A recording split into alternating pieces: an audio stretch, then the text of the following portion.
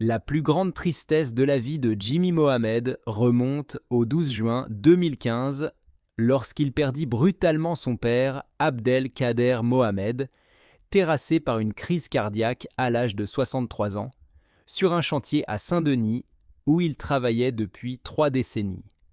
Né le 23 juillet 1987 à Courbevoie, Jimmy grandit au cœur d'une famille d'origine algérienne dans le 20e arrondissement de Paris. Pour lui, Abdelkader était bien plus qu'un père. Il incarnait le courage, le dévouement et le rêve silencieux d'une vie meilleure. Abdelkader avait quitté Oran dans les années 1960, le cœur rempli d'espoir, les poches vides, mais l'âme pleine de volonté. Bien qu'il n'ait reçu qu'une instruction primaire, il s'était acharné à offrir à ses 4 enfants une existence plus digne. Jimmy, le Benjamin, garde en mémoire les soirées passées dans leur minuscule appartement de Belleville. Son père y préparait un thé au jasmin dans une vieille bouilloire cabossée, racontait l'Algérie d'autrefois et répétait inlassablement « Tu dois devenir médecin pour que plus jamais on ne méprise notre famille ». Ces mots sont devenus le socle de l'ambition de Jimmy. Pourtant, le parcours fut rude. L'école ne fut pas tendre avec lui, moquerie, stigmatisation, sentiment de ne jamais être à sa place. Mais la voix de son père, persistante dans sa mémoire, le poussait à se relever. Ce jour funeste, Jimmy était à la bibliothèque de l'Université de Paris-Descartes, préparant sa soutenance de thèse. L'appel de sa mère, Fatima, brisa le silence studieux. Il courut à l'hôpital Lariboisière, le cœur au bord de l'éclatement. Il trouva son père inerte, les mains encore tachées de poussière de ciment. Il serra cette main calleuse, éclata en sanglots, rongé par le remords. Il n'avait pas trouvé le temps, ces derniers mois, pour partager un repas avec lui. Il se souvint alors du dernier regard, du cadeau étrangement prémonitoire, une montre ancienne que son père lui tendit en disant « Le temps, mon fils, c'est ce qu'on a de plus précieux ». Cette phrase résonne encore dans son esprit comme un rappel cruel. Anéanti, Jimmy sombra dans une dépression silencieuse. Il mit sa carrière entre parenthèses, marcha sans fin le long de la Seine, cherchant un sens à l'absence. Le cimetière du Père-Lachaise devint un refuge où il apportait des œillets rouges, la couleur préférée de son père, et où il glissait dans la terre des lettres jamais envoyées, pleines de gratitude, de regret et d'amour. Cette perte l'a changé à jamais. Elle l'a rendu plus humain, plus attentif, plus engagé. Derrière chaque mot qu'il prononce aujourd'hui en conférence, il y a la présence discrète d'Abdelkader, ce père ouvrier qui rêvait d'un fils médecin. Quand je parle de santé mentale, c'est aussi à lui que je pense. Il me souffle de ne pas flancher. C'est dans cette douleur qu'il a aussi puisé la force d'aimer. Jimmy Mohamed rencontre Amina en 2008 lors d'un événement caritatif à Paris, lui étudiant en 3e année de médecine. Elle, jeune sage-femme franco-marocaine, engagée dans une association de protection maternelle. Entre eux, ce ne fut pas un coup de foudre tapageur, mais un lien évident, ancré dans des valeurs communes, le respect, la dévotion à l'autre, et un même regard sur la fragilité du monde. 4 années plus tard, ils se marient le 15 juillet 2012. Leur amour est discret mais solide, à l'image de ce couple qui, loin des projecteurs, se construit dans la bienveillance et la solidarité. Ensemble, ils traverseront les tempêtes et les silences, portés par une promesse, avancer toujours à deux. Amina, avec ses longs cheveux bouclés et son sourire chaleureux, a séduit Jimmy au premier regard. Il se souvient encore de leur première conversation autour d'un café où elle lui avait confié sa passion pour l'accompagnement des mères lors d'accouchements difficiles. Après des mois d'échanges de messages et de rendez-vous dans de petits cafés de Montmartre, leur histoire d'amour s'est épanouie naturellement. Jimmy a demandé Amina en mariage l'été suivant sur un petit pont à Lisbonne lors de leur premier voyage. Sous la clarté lunaire, il s'est agenouillé, lui a tendu une bague en argent simple et lui a promis de la rendre heureuse jusqu'à la fin de ses jours. Ils se sont mariés dans un petit restaurant en banlieue parisienne, entourés de leurs proches et de leur famille. De cette union sont nés 3 garçons, Sami en 2013, Malik en 2015 et Adam en 2017. Jimmy répète souvent que Amina est le cœur de leur foyer, celle qui l'aide à maintenir l'équilibre entre sa carrière effrénée et son rôle de père. Leur appartement de 3 pièces en bord de Seine est le théâtre de matinées joyeuses où Jimmy prépare les petits déjeuners, baguettes confiture pendant qu'Amina organise les soirées-jeux en famille. Il adore les voir regarder des films Pixar tous ensemble pendant que Sami et Malik se disputent la place à côté de lui sur le canapé, mais leur mariage n'a pas toujours été un long fleuve tranquille. En 2015, après la mort de son père, Jimmy s'était refermé sur lui-même, devenant taciturne, travaillant tard pour fuir son deuil.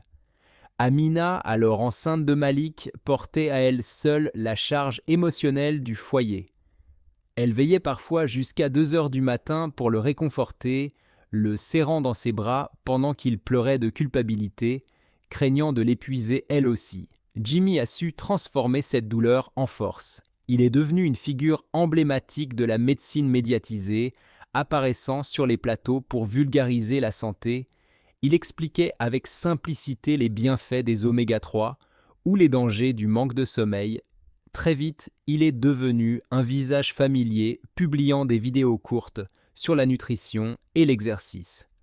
En 2019, il publie son premier livre, En attendant le médecin, un guide de soins à domicile, vendu à plus de 50 000 exemplaires et traduit en espagnol. En 2020, Zéro excuse pour la santé devient un best-seller avec des chapitres sur la gestion du stress et la prévention des maladies cardiovasculaires inspirés par son père. En 2022, Apprendre à guérir poursuit ce succès, abordant la santé mentale. En 2024, il devient l'animateur principal du magazine Santé Phare de France Télévisions, une étape majeure dans sa carrière. Il est aussi un habitué de RTL et Europe 1, où il aborde des sujets comme la prévention d'Alzheimer, la gestion du diabète ou encore les bienfaits de la méditation. Jimmy est fier que ses conseils, comme l'utilisation de crème solaire ou les 10 000 pas quotidiens, soient devenus des réflexes pour des millions de Français. Il se souvient avec émotion d'une fan au Salon du Livre de Lyon en 2023, qui l'a remercié pour avoir perdu 15 kilos grâce à ses conseils nutritionnels. Cependant, tout n'a pas été rose. Un article qu'il a publié sur les régimes dans la revue de médecine générale a été critiqué pour son manque de rigueur scientifique. Mais, fidèle à lui-même, Jimmy a pris ses critiques avec recul, les utilisant pour renforcer ses recherches et affiner ses discours, convaincu qu'on apprend davantage de ses erreurs que de ses succès. La plus grande tristesse dans la vie de Jimmy Mohamed fut la perte brutale de son père, Abdelkader Mohamed, survenu le 12 juin 2015. Mort d'une crise cardiaque sur un chantier à Saint-Denis, à l'âge de 63 ans, Abdelkader avait travaillé sans relâche pendant 30 ans pour subvenir aux besoins de sa famille. Pour Jimmy, né le 23 juillet 1987 à Courbevoie et benjamin d'une fratrie de 4 enfants, son père était plus qu'un modèle. Il était le symbole du sacrifice silencieux, de la détermination tenace. Abdelkader, arrivé d'Oran dans les années 1960, n'avait qu'une instruction primaire mais portait en lui un rêve immense, offrir un avenir meilleur à ses enfants. Jimmy se souvient des soirées dans leur modeste appartement de Belleville où son père préparait le thé et racontait l'Algérie d'autrefois. « Tu dois devenir médecin pour que plus jamais personne ne regarde ta famille de haut », disait-il souvent. Ces mots, Jimmy les a gravés en lui. Le jour de la mort de son père, Jimmy était à la bibliothèque de l'université, préparant sa soutenance de thèse. L'appel de sa mère, Fatima, le transperça. Il courut à l'hôpital Lariboisière. Le corps de son père était là, figé, les mains encore marquées par la poussière du chantier. Jimmy le serra contre lui, sanglotant, se reprochant de ne pas avoir passé assez de temps à ses côtés. La dernière fois qu'il l'avait vu, son père lui avait offert une montre en disant « Souviens-toi, le temps est précieux ». Cette douleur plongea Jimmy dans une profonde dépression. Il fit une pause dans ses activités, marchant longuement le long de la Seine, hanté par des questions existentielles. Il visitait souvent la tombe de son père au cimetière du Père-Lachaise, y laissant des œillets et des lettres jamais envoyées. Il avoua un jour que chaque fois qu'il prenait la parole en public, il sentait le regard bienveillant de son père, comme un rappel silencieux de vivre à la hauteur de ses sacrifices. Jimmy s'est marié le 15 juillet 2012 avec Amina, une sage-femme d'origine franco-marocaine. Leur histoire d'amour, commencée en 2008 lors d'une action caritative, s'était épanouie autour de leurs valeurs communes. De leur union sont nés 3 fils, Sami, Malik et Adam. Leur foyer, situé à Paris, résonne de rires d'enfants, de petits déjeuners improvisés et de soirées à regarder des films animés, mais le deuil de Jimmy le rendit distant en 2015. Amina, alors enceinte de Malik, le soutint, l'écoutant jusqu'à l'aube, le consolant. Leur amour fut mis à l'épreuve, mais ils en sortirent plus unis. Professionnellement, Jimmy a percé dans le paysage médiatique grâce à sa pédagogie et à ses chroniques médicales. Il a publié plusieurs ouvrages populaires, dont Zéro excuse pour être en bonne santé, succès de librairie. Il est devenu un visage familier sur RTL, Europe 1 et France Télévisions où il a présenté des émissions phares. Il y démocratise la médecine, y parlant du diabète, de la méditation ou du stress. Pourtant, le parcours de Jimmy n'a pas été sans écueil. En 2020, un projet de téléconsultation qu'il avait imaginé fut rejeté. Il passa une nuit à peaufiner sa présentation pour ne recevoir qu'un mail de refus. En 2021, un de ses commentaires sur le vaccin contre la Covid-19 fut mal interprété, entraînant un flot de critiques sur les réseaux sociaux. Il pleura en silence dans sa loge, se demandant s'il était vraiment à la hauteur. Ses plus grandes fiertés, quand un patient le remercie pour avoir stabilisé sa tension artérielle. Quand son fils Sami lui dit qu'il est fier de lui, il rêve à présent d'écrire un livre sur la santé mentale des enfants. Mais Jimmy Mohamed cache aussi des secrets. Son syndrome de l'imposteur, ses insomnies avant les gardes à l'hôpital, passées à relire des manuels. Le jour où il faillit diagnostiquer à tort une appendicite, le patient fut sauvé, mais Jimmy s'effondra en salle de repos.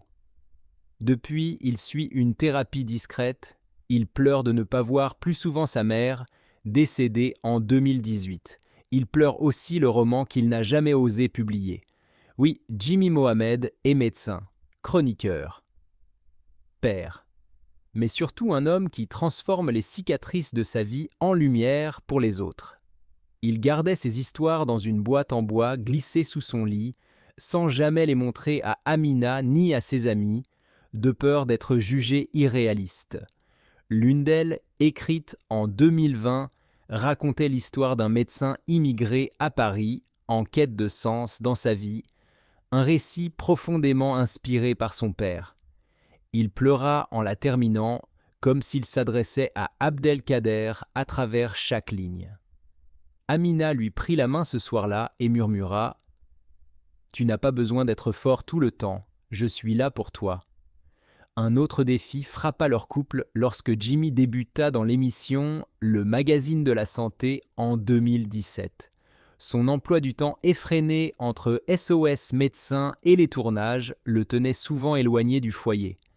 Une dispute éclata violemment lorsqu'Amina, submergée par les responsabilités avec leurs 3 jeunes enfants, exprima sa détresse. Jimmy, prenant conscience qu'il avait négligé sa femme sans le vouloir, fondit en larmes dans la cuisine, lui demandant pardon. Il lui promit de changer. Dès lors, ils recommencèrent à passer du temps ensemble, que ce soit lors de balades au jardin des Tuileries ou pendant un séjour à Nice où ils contemplèrent la mer en rêvant à leur avenir commun. Un autre drame les frappa en 2018 lorsqu'Amina fit une fausse couche, une perte dévastatrice pour eux deux. Jimmy, impuissant à soulager sa douleur, l'accompagna dans leur processus de deuil. Ensemble, ils assistèrent à un groupe de soutien à Paris. Malgré cette épreuve, leur amour ne vacilla pas. Jimmy dira plus tard que Amina était l'oxygène de sa vie, son souffle dans les moments les plus sombres. Sur Instagram, il partage régulièrement des moments de bonheur.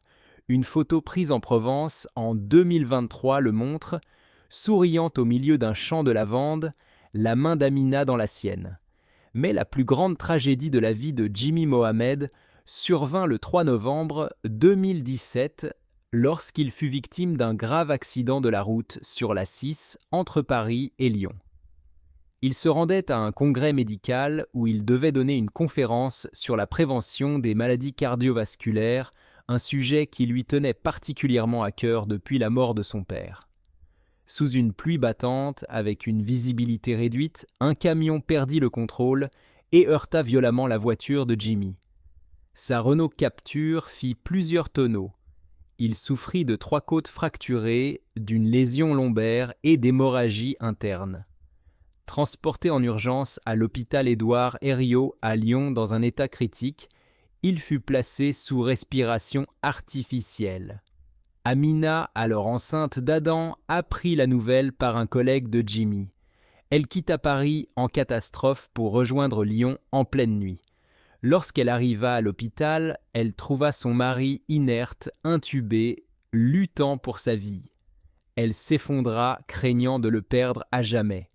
Au petit matin, les médecins n'étaient pas optimistes. Les atteintes aux organes internes laissaient craindre le pire. Mais contre toute attente, après 6 heures d'intervention chirurgicale, Jimmy se réveilla. Il ouvrit les yeux sur le visage d'Amina, assise à son chevet, serrant sa main. Les larmes jaillirent. Il pensa aussitôt à ses enfants, et en particulier à Samy, alors âgé de 4 ans, qui lui demandait chaque soir une histoire pour s'endormir. Cet accident fut un tournant. Il comprit que la vie ne tenait qu'à un fil et qu'il devait vivre chaque instant comme un cadeau. Depuis, Jimmy Mohamed aborde son métier avec encore plus d'humanité, conscient que derrière chaque patient se cache une histoire précieuse, fragile comme la sienne. La convalescence de Jimmy Mohamed a duré 8 longs mois, fait de souffrances physiques incessantes et d'un combat acharné pour retrouver ses capacités. Il a dû réapprendre à marcher, endurer des séances de rééducation épuisantes et affronter ses angoisses les plus profondes.